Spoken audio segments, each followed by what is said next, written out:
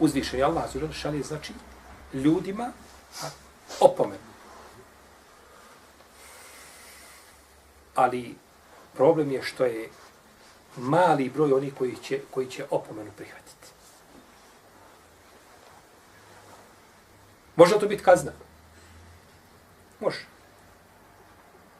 Međutim, često ljudi pitaju, kažu, kakva je razlika ili kako da je razlika među opomene i kazne. Desilo mi se belaj. Nekakav. Ja ustao ujutru, auto mi provalio. Nešto se, čovjek uradio nešto, ili mu se desilo nešto, kuća mi izgorila. Je li to opomena ili kazna? Dijete mi preselilo. Je li to opomena ili kazna? Kažemo, teško je razlika među opomene i kazne. Uzvišeni Allah zna zašto čovjeku nešto daje. Ali postoji mogućnost da napravimo jednu granicu između opomene i kazne. Opomena i kazna se razlikuju u tome što je opomena,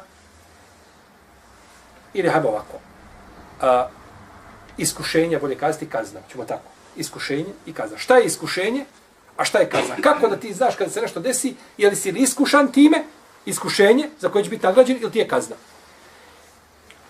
Iskušenje je kada ti ideš pravim putem i držiš se haka istine i nešto se zadesi na tom putu, to je iskušenje. Čovjek ide, Allaha se boji, ide u džamiju i napadnu ga huligani, izlazi on iz džamije, ide kući, napadnu ga huligani, otuđe mu imetak, izudaraju ga, dođe, kaže mu to je iskušenje. Allah će te nagraditi za to, strpi se. Nemoj priblijediti policiji, nemaš potrebe, jer ćeš, možda će kazati, sam sebe izudara. Nemoj nikako ići, znači ništa prijavljivati nikome, jer ako prijaviš, imat ćeš belaj problema. Prvo što te pita da nemaš kakvo osiguranje, da nisu, dakle, s mosta skočio nešto, pa da bi naplatio od osiguranja. U mene, komšija mi priča, kaže, njegova komšinica na drugom mjestu gdje on živi, kaže, došla, parkirala auto i provalio je, obilo je auto, uzeli je radio, što su ukrali već transistor, ne znam, i došla policija i napravili zapisnik sve, ali kaže, gospođo, kaže, vi ste pogrešno parkirali, 40 maraka kazna za parkiranje. Znači, u toj nedeći, u toj muci ti snašao njoj, jer ona negdje nagazla na punu liniju, tamo nije li dobro stala, jel se okrenula ovako, jel se okrenula onako, to je, znači, on je zadužen tu da, ti si zadužen živio da na ulici pomogneš ljudima. Vidiš čovjeka stao, pritekneš, kažeš, trebalo pogurati auto da upali. Ti si na ulici da pomogneš ljudima, nisi da plašiš ljude. Pa čovjek, znači, koga zadesi, napali ga huligani, jel tako, kažemo, to je šta? To je iskušenje. Čovjek se vraća iz diskoteke. Tako. Bio on duša na jaci, klanjao i teraviju i stravio diskoteku.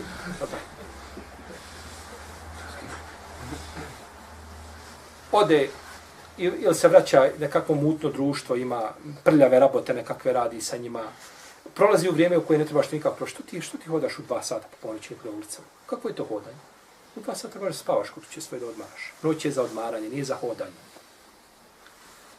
I čovjeka snađe na tom putu, ili kreneš, ne znam, uzme 3-4 rana i odeš na more. I na tom putu nekakav belaj. Nije to iskušenje, to je kazna, to je opomena.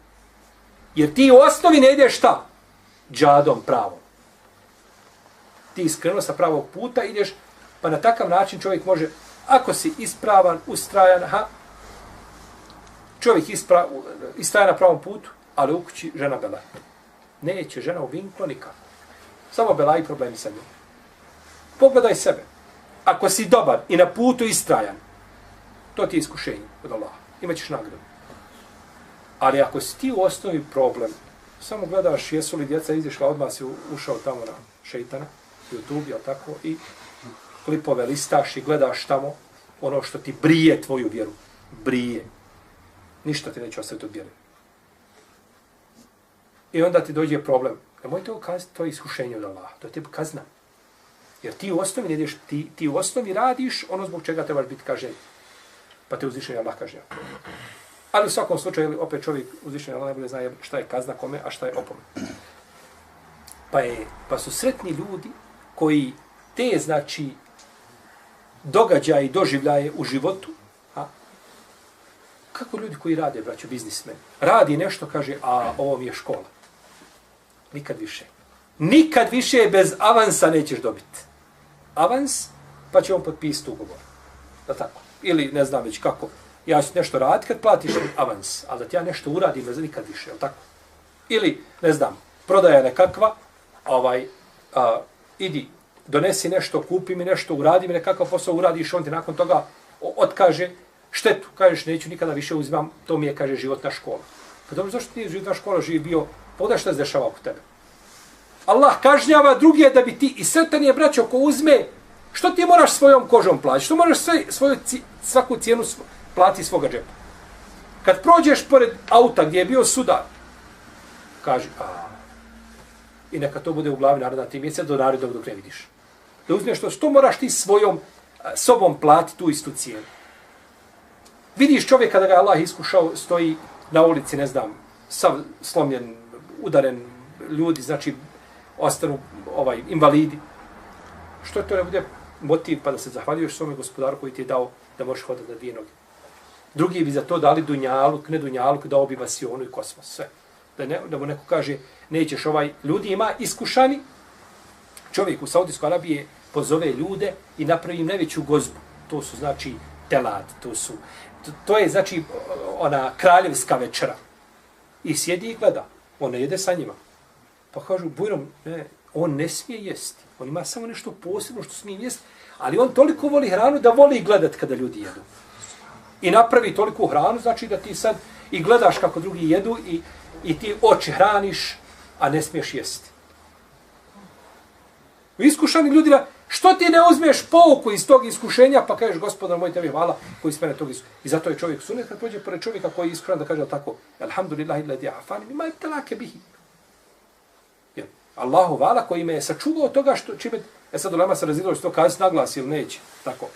Jer naglas ako kažeš možeš slomiti mu srce tom iskušanom, je li tako? Ali da čovjek uzme pouku iz toga. A nema dana da od jutra do navečer ne može par pouka uzeti iz onoga što čuje i što vidi. To definitivno. Molim Allah te da nas uputi na pravi put, da sačuva iskušenja javnih tajni. Wallahu ta'ala wa sallallahu ala Muhammed wa ala alihi wa sahbihi.